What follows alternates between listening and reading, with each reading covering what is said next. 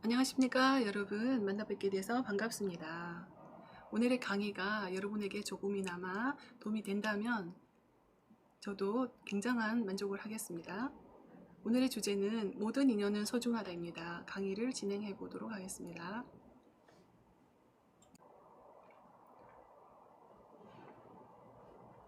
네, 모든 인연은 소중하다 라는 주제로 1강을 시작하겠는데요. 목차는 용에 관한 이야기로부터 시작을 하고 관계와 마무리를 하겠습니다. 자, 여러분 여기에 무엇이 보이나요? 용이 보이죠? 네, 용입니다. 용에 관한 이야기를, 재미난 이야기를 시작으로 해보겠습니다. 어떤 똑똑한 사람이 더 똑똑한 사람에게 용 잡는 법을 배웠다고 합니다. 전 재산을 다 털어 넣으며 열심히 배웠더니 3년 만에 용을 잡을 수 있게 되었습니다. 그러나 그 기술을 쓸 곳이 없었답니다. 무엇 때문일까요? 네, 애당초 용은 없었기 때문이라 합니다. 상상 속의 용을 잡으려고 전력을 다하는 것이 우리의 모습은 아닌지 한번 생각해 보게 되고요. 정말 지켜야 할 것을 놓치며 살아가고 있는 것은 아닌지 돌아봐야 할 때입니다. 우리가 지나친 것 중에 사람과의 관계도 그 중에 있지 않을까요?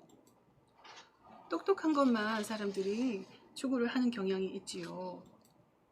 그러나 귀에 혹은 눈에만 의존할 때 똑똑함이 엇나가기 시작한다고 합니다.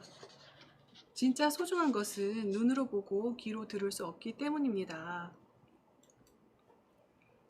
보고 듣는 것만 잘하면 결국 없는 용을 잡는 꼴이라고 하네요. 우리 인생 혹시 헛똑똑이처럼 살고 있지는 않을까요? 자, 여기 우리 인연과 관계에 대해서 생각해 보기 위해서 이 그림을 한번 보면 사람과 사람이 손을 맞잡고 화합하고 있는 모습입니다. 이렇게 화합을 하기 위해서는 어떻게 해야 할까요? 우리가 원하는 퍼즐을 맞추어야 됩니다. 우리가 원하는 퍼즐의 모습은 다 다르겠죠. 그렇지만 퍼즐을 맞추기 위해서는 어떻게 해야 될지 한번 생각해 볼 시간입니다. 자, 그러기 위해서 우리가 관계에 대해서 생각을 해봐야 되는데요. 그렇다면 공통점을 한번 알아보고 지나가도록 하겠습니다. 공통점은 무엇일까요?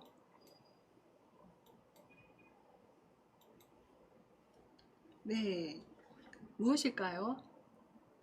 네, 맞습니다. 계절입니다. 계절은 봄이 오고 바로 겨울이 오지 않습니다. 서로 계절은 밀접한 관계가 있으면서 봄이 오고 난 이후에 여름이 오고 여름이 오고 난 이후에 겨울이 옵니다. 겨울이 지나면 다시 또 봄이 오죠. 이렇게 순환하는 그런 관계에 있습니다. 아주 밀접한 관계에 있지요. 자, 두 번째 문제를 한번 맞춰보겠습니다. 공통점은 무엇일까요?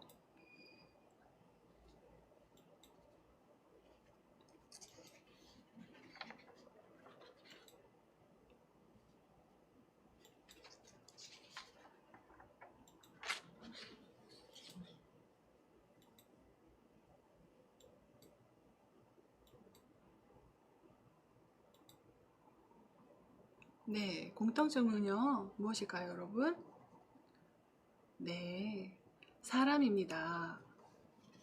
아이를 임신하신 분도 계시고, 아기도 있고, 할머니도 있고, 나이든 남자분과 피부색이 검은 여자분, 혹은 여성분, 의족을 하고 달리는 남자분, 머리를 짧게 감고 탈모가 있으신 분, 여드름이 난 분, 지팡이를 짚고 가시는 분, 휠체어를 타고 가시는 분. 네, 모두 다 사람이지요. 네, 사람의 다양성이 있다는 것을 인정을 하자는 의미입니다. 다양성에 관한 다른 이야기를 한번 보겠습니다. 여기에 보면 이 돌다리가 보입니다. 이 돌다리에서 안전하게 건너가기 위해서는 무엇이 필요할까요? 네, 물론 이 돌다리가 필요합니다. 그렇지만 우리가 생각하지 못했던 부분이 있습니다. 이 돌다리 양쪽에 있는 이 공간이 없다면 어떻게 될까요? 네, 한 발이라도 걸음을 헛디디면 천길 낭떠러지로 떨어지게 되겠죠. 네, 그 이야기를 장자라는 분이 하셨다고 합니다. 한마디로 차이를 인정하자입니다. 상대를 인정하고 그 안에서 나의 가치를 회복하자라고 하셨답니다. 그것은 역지사지의 입장이지요. 그것은 다양성을 인정하는 것이고 하나의 사물을 볼 때, 하나의 현상을 볼 때 여러 개의 시각이 있다는 것을 인정하자는 것입니다. 자, 이 이야기는 아주 따뜻한 이야기인데 한번 들어보도록 하겠습니다. 눈보라가 무섭게 몰아치는 캄캄한 밤, 두 나그네가 길을 가고 있었습니다. A와 B 둘이 가고 있었는데 A는 마음이 따뜻한 분이시고 B는 이기적인 분이셨나 봅니다. 가다가 어떤 분이 쓰러져 있었어요. A는 이 쓰러진 분을 구해주기 위해서 업고 끝까지 그 길을 지나갔습니다. B는 그냥 갔겠죠. 날씨가 엄청 추웠습니다. 사람이 얼어 죽을 만큼 추운 그런 날씨였어요. A라는 분은 끝까지 가려고 애를 쓰면서 힘은 들었지만 조금만 더 가면 된다고 버티면서 그렇게 가셨습니다. 그러나 B는 혼자 갔지요. A는 끝까지 가면 된다고 하다가 열심히 가다가 도착지까지 안전하게 도착을 했습니다. 두 분 다 안전하게 살아서 도착을 했지요. 그런데 B라는 분은 날이 너무 추웠는데 혼자 갔기 때문에 강한 추위로 싸늘하게 죽어 있었답니다. 이 이야기는 A라는 분은 쓰러진 자와 온기를 나누면서 같이 갔기 때문에 긍정적인 효과가 나타났고요. B라는 분은 혼자 갔기 때문에 체온을 유지하지 못해서 저체온증으로 이렇게 되실 거라고 판단이 됩니다. 이 이야기를 보면서 어떤 느낌을 가지고 계신지 궁금해지는데요. 두 번째 이야기로 가겠습니다. 개울가에 개구리가 놀고 있는 것을 본 한 아이가 돌을 던졌습니다. 개구리가 놀라서 팔딱팔딱 뛰었습니다. 그 모습을 본 아동은 신이 나서 또 돌을 던졌습니다. 몇 번을 재미삼아 돌을 던졌는데요. 개구리가 이렇게 얘기를 했대요. 당신은 장난으로 던진 돌이지만 우리에겐 생명의 위협을 느끼는 행위니 그만하세요. 아동은 깜짝 놀라서 개구리에게 미안하다고 말했어요. 누군가가 무심히 던진 말일지라도 듣는 이는 치명타가 될 수 있습니다. 우리의 말과 행동도 타인에게 한 번쯤 생각해보고 해야 될 그런 이야기입니다.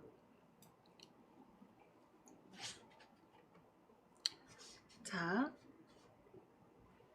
눈보라 이야기는 협력과 이타심을 이야기하였고요. 개구리 이야기는 말의 파장을 통해서 공감과 이타심, 함께 어울려 사는 삶이 얼마나 행복하겠나 하는 전래 이야기를 통해서 제가 두 가지를 소개해 드렸습니다. 학교에서도 선생님과 학부모의 관계가 잘 이루어져야 하겠죠? 혹은 부모님과 자녀의 관계, 부모님과 자녀의 관계뿐만 아니라 선생님과 학생의 관계도 마찬가지고 학부모님들과의 관계도 마찬가지겠죠.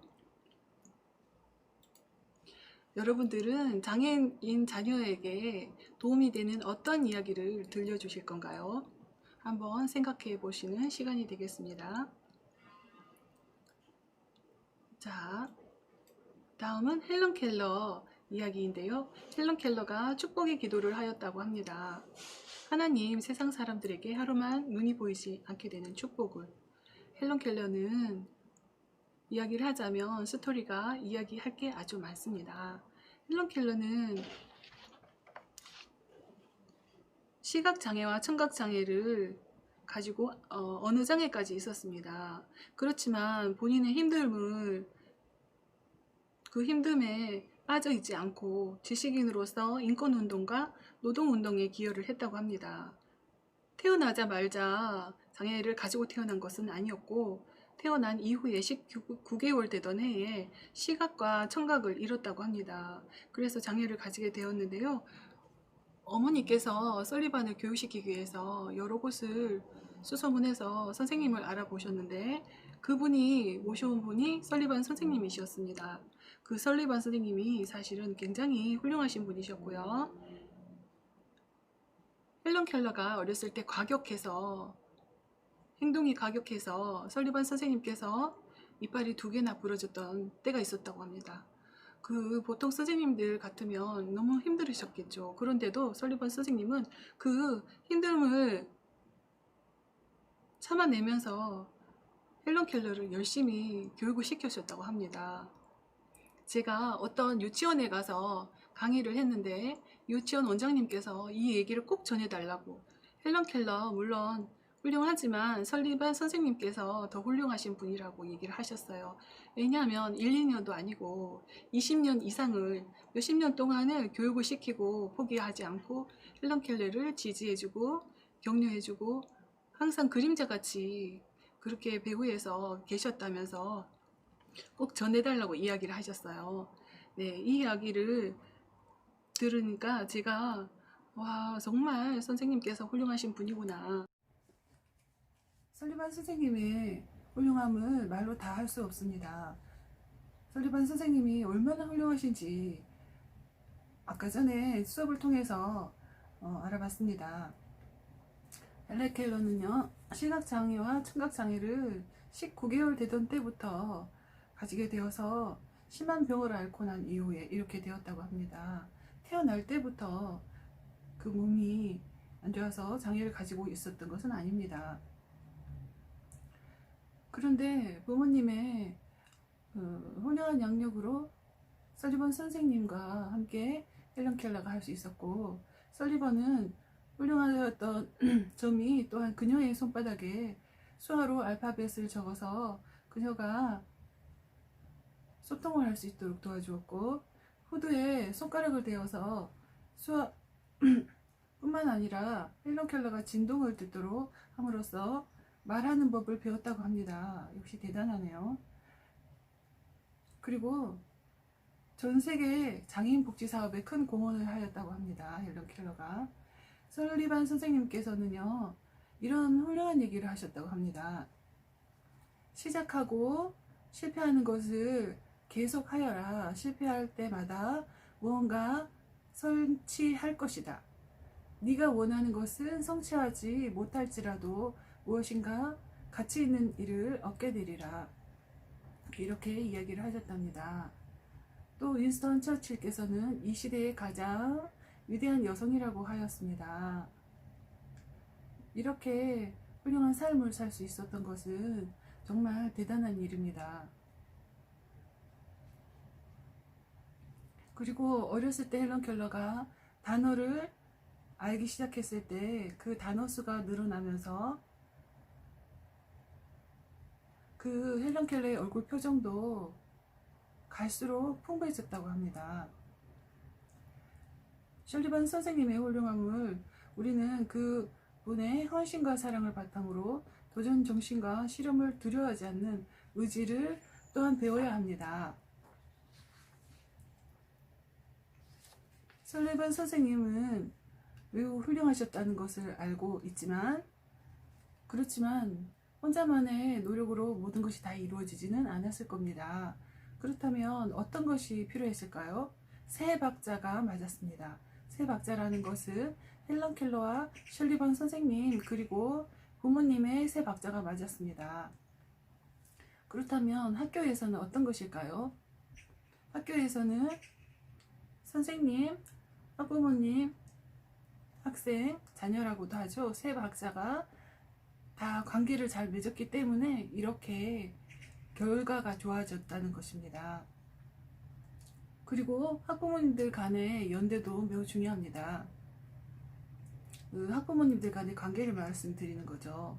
학부모님들 간에 서로 역지사지 입장으로 아이의 장래를 길게 볼 수 있는 안목이 필요합니다. 당장 눈앞에 보이는 내 아이만을 위한 이익이 아니라 장애를 가진 부모님들의 마음을 헤아릴 수 있는 긴 안목을 함께 생각하신다면 더 많은 이득과 시너지 효과를 얻을 수 있습니다. 또 그러한 것을 말씀드리고 있습니다. 여기서 시너지 효과라는 것은 하나의 기능의 가치가 더 큰 이익을 가져오는 효과를 말합니다. 부모님들의 말과 행동과 태도가 우리 자녀에게 도움이 될 수 있도록 노력하셔야 합니다. 다시 한번 강조드리면서 이 강의를 마무리하도록 하겠습니다. 이 강에서 뵙겠습니다.